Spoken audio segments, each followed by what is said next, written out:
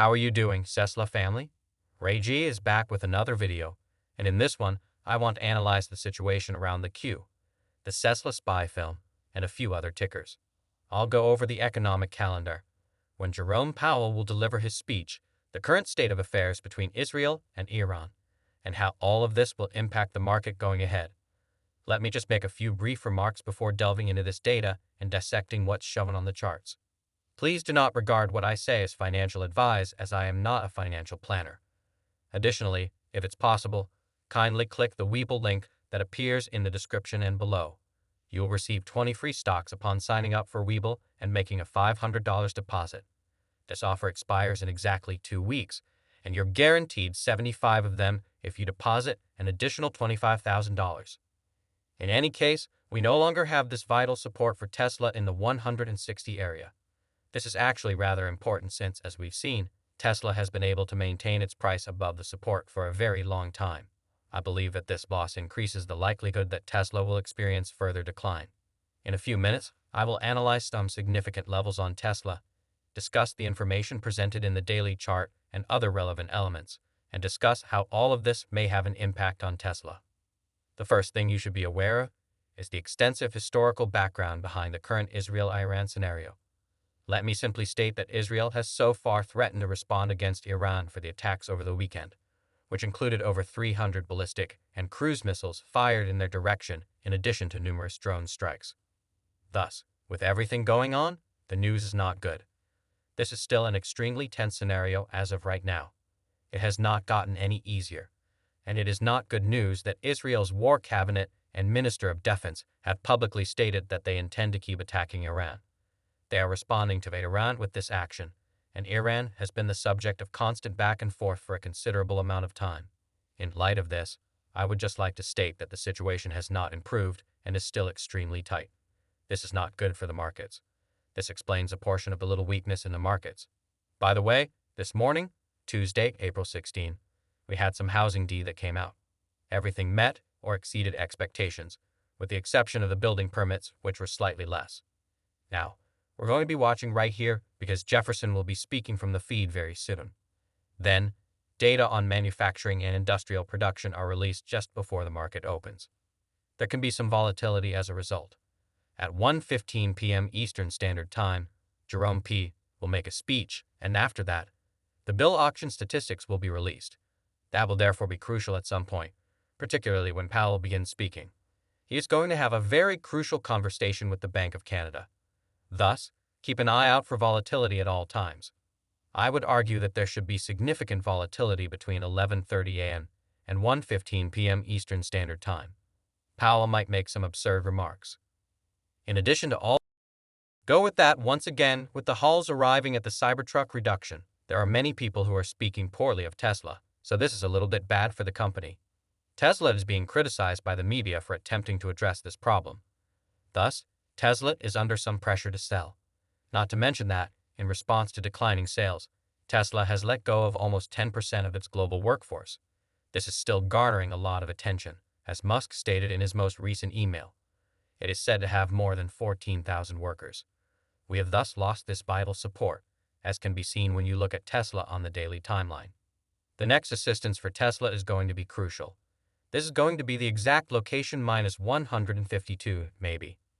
In the event that we lose this, the daily chart is bearish, and we will drop all the way to 146 to close the gap. As you can see, it has been declining. Therefore, it appears to me that Tesla will eventually close that gap. I will therefore enlarge this image slightly based on my perspective. For Tesla, things are not looking good. Right now, we're experiencing a very strong decline. Support is found at 157.05. Resistance is found between 160 and 162.5.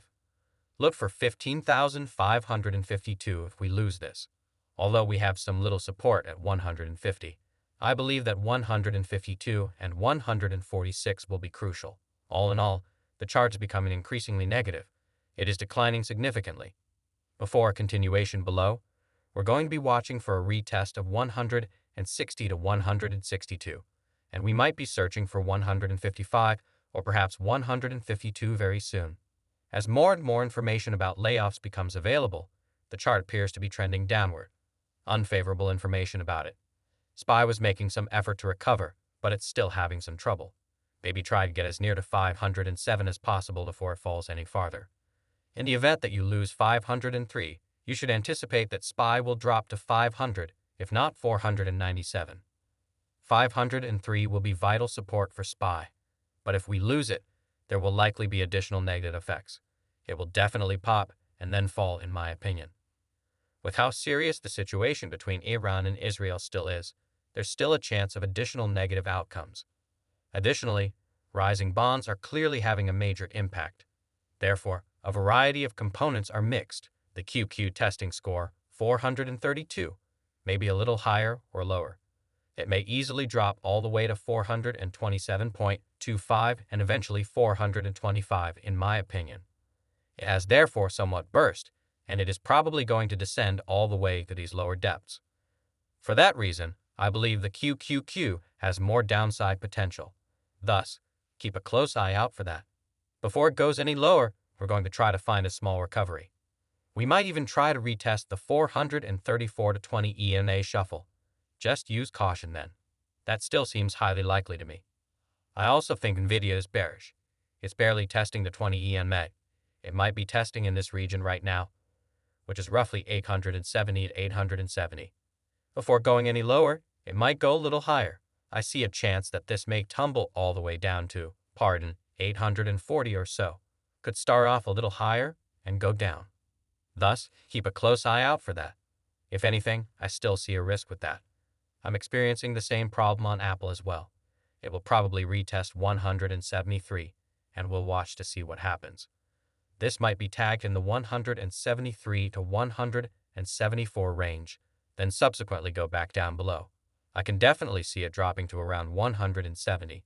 Thus, it may pop a little at first and then drop. Furthermore, the TR is once again showing signs of bearishness for Tesla. It is not good news that we have lost 160. We have repeatedly held 160, but this time we have failed to hold this crucial support. Thus, it might attempt a little comeback, but there's a chance that this will fall even farther. That's still why I believe the chart appears to be somewhat poor. For a few more, let's talk about Amazon. Similar to other companies, Amazon is testing its 20 EMA around 84. It may rise a bit, approaching 185 or so before continuing to decline. There's a chance that it may drop as low as the low 180s. Thus, search for the little pop and drop like motion. Meta is currently kind of shifting, barely at 500. We'll see what Jerome Powell causes with his speech, but watch for 503, then rejection. Now that things are starting to seem a little more bearish, proceed with caution.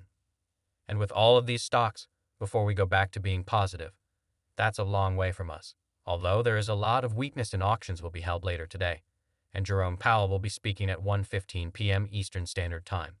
So, everyone, be ready, do what has to be done, and I'll see you shortly on the next one. I appreciate you all listening, and I hope you all have the most amazing rest of the day. In a few hours, I'll see you all. Once again, thank you, and goodbye.